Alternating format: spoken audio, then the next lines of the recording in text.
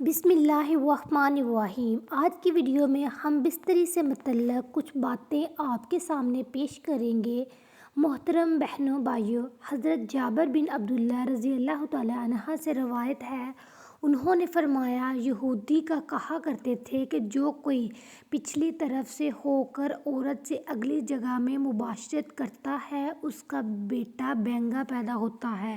تو اللہ تعالیٰ نے آیت نازل فرمائی جس کا ترجمہ یہ ہے کہ تمہاری بیویاں تمہاری کھیتی ہیں، اپنی کھیتیوں میں جس طرح چاہو آؤ۔ محترم بہنوں بھائیوں، ہم بستری جمعے والے دن کیوں نہیں کرنی چاہیے؟ ہم بستری جمعرات کو کیوں ضروری ہے؟ جمعے کا دن ہم بستری میں بھی ایک خاص دن ہے۔ ہم بستری جمعے کے دن کرنے کے فوائد اس ویڈیو میں آپ کے سامنے پیش کریں گے۔ حضرت علی رضی اللہ تعالیٰ عنہ نے فرمایا، ہر دن یکساں ہوتا ہے مگر جمعے کا دن وہ جمعرات سے بھی زیادہ افضل ہے۔ حضرت عائشہ صدیقہ رضی اللہ تعالیٰ عنہا نے عرض کیا، یا رسول اللہ، عورتوں کو بہت ثواب مل گیا ہے، مردوں کے بارے میں بھی ارشاد فرمائیے۔ یہ سن کر نبی کریم صلی اللہ علیہ وآلہ وسلم مسکرائے اور فرمایا، مرد عورت کا ہاتھ پکڑ کر مانوس کرتا ہے تو اس کے لیے ایک نیکی لکھی جاتی ہے۔ جو مرد پیار سے اپنی بیوی کے گلے میں ہاتھ ڈالتا ہے تو اس کے ہاتھ لگانے میں 10 نیکیاں لکھی جاتی ہیں۔ جب وہ اپنی بیوی سے مباشرت کرتا ہے تو دنیا و مافیہ سے افضل ہوتا ہے۔ جب غسل کرتا ہے تو بدن کے جس بال پر سے پانی گزرتا ہے اس کے لیے ہر بال کے بدلے میں ایک نیکی لکھی جاتی ہے اور ایک گناہ معاف ہو جاتا ہے اور ایک درجہ بلند کر دیا جاتا ہے، اور غسل کرنے کے عوض جو چیز دی جاتی ہے وہ دنیا و مافیہ سے بہتر ہوتی ہے، اور بے شک اللہ تعالیٰ اس پر فخر کرتا ہے اور فرشتوں سے کہتا ہے کہ میرے بندے کی طرف دیکھو، ایسی سرد رات غسل جنابت کے لیے اٹھا ہے اور اس بات پر یقین رکھتا ہے کہ میں اس کا رب ہوں۔ تم اس بات پر گواہ رہو کہ میں نے اس کے بخش دیا۔ جمعرات اور جمعے کو ہم بستری اور غسل کی ترکیب اس لیے دی گئی کیونکہ مردوں کو نماز جمعہ کی ادائیگی کے لیے جامع مسجد جانا ہوتا ہے تاکہ آتے جاتے کہیں نظر پڑنے سے طبیعت میں کسی قسم کی شہوت پیدا نہ ہو۔ خواہش نفس سے اطمینان ہونے کے سبب نماز اور خطبے میں دلجوئی حاصل ہو جاتی ہے۔ حدیث نبوی ہے کہ مرد کا اپنی بیوی کے ساتھ اکٹھے ایک بستر میں سونا افضل ہے، یہ کہ کسی ایک کو عذر ہو، اس لیے کہ مقصد ہم بستری کرنا نہیں بلکہ مقصد بیوی کے دل کو خوش کرنا ہے۔ بیوی کے دل کو خوش کرنے کے لیے ایام کے دنوں میں بھی اس کے قریب ہو جانا گویا انبیاء علیہ السلام کی سنت ہے۔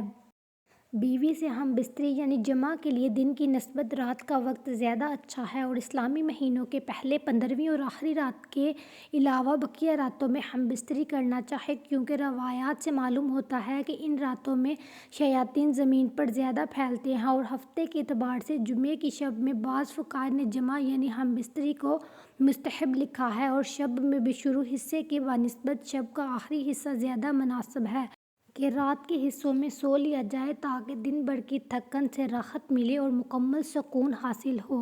اور ایک فائدہ یہ بھی ہے کہ رات کا تھوڑا سا حصہ ہی جنابت یعنی ناپاکی میں گزرے، البتہ رات کا اتنا آخری حصہ ہو کہ پھر دوبارہ آرام کا وقت نہ رہے، کچھ دیر اس کے بعد بھی آرام کر لینا چاہیے۔ جب خاوند کو اپنی بیوی کے پاس آنے کی حاجت ہو تو اس کا طریقہ یہ ہے کہ بیوی کے ساتھ کمرے میں اس وقت اور کوئی نہ ہو، حتیٰ کہ شیرخوار بچہ بھی نہ ہو۔ وہاں اگر بچہ سویا ہوا ہو تو کوئی مضائقہ نہیں۔ شریعت نے میاں بیوی کو اختیار دیا ہے کہ وہ دن میں یا رات میں کسی بھی حصے میں مباشرت یا ہم بستری کو سر انجام دے سکتے ہیں۔ شرعی تقاضا یہ بھی ہے کہ جس قسم کی محبت کی توقع مرد اپنی بیوی سے کرتا ہے اسی طرح کی توقع بیوی بھی اپنے شوہر سے کرتی ہے۔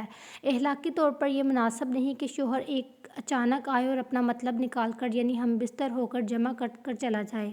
بیوی بدستور تشنہ رہے گی جس سے اس کی تشویش اور حیرانگی لاحق ہوگی، لیکن اگر اس ازدواجی ملاپ کو بخوبی سر انجام دیا جائے تو بیوی کے لیے بھی مرحلہ آسان ہوگا۔ خاوند کو چاہیے کہ جب وہ اپنی ضرورت پوری کر لے تو بیوی کے پاس سے فوراً نہ ہٹے، کیونکہ اس سے بھی بیوی کی تشویش لاحق ہوتی ہے، بلکہ مرد اس کے بعد بیوی کے ساتھ تادیر موجود رہے تاحال کہ یقین ہو جائے کہ بیوی کی حاجت بھی پوری ہو چکی ہے اور مرد کا بھی ساتھ موجود ہے۔ حضرت ابو ہریرہ رضی اللہ تعالیٰ عنہ سے روایت ہے کہ رسول صلی اللہ علیہ وآلہ وسلم نے فرمایا، جس نے حیض والی عورت سے مباشرت یعنی صحبت کی، یا عورت کے دبر میں مباشرت سے صحبت کی، یا کسی کاہن کے پاس گیا اور اسے غیبی معلومات کے بارے میں کچھ پوچھا اور اس کی کہی ہوئی بات کو سچ مان لیا، تو اس نے محمد صلی اللہ علیہ وآلہ وسلم پر نازل کی جانے والی چیز کے ساتھ کفر کیا۔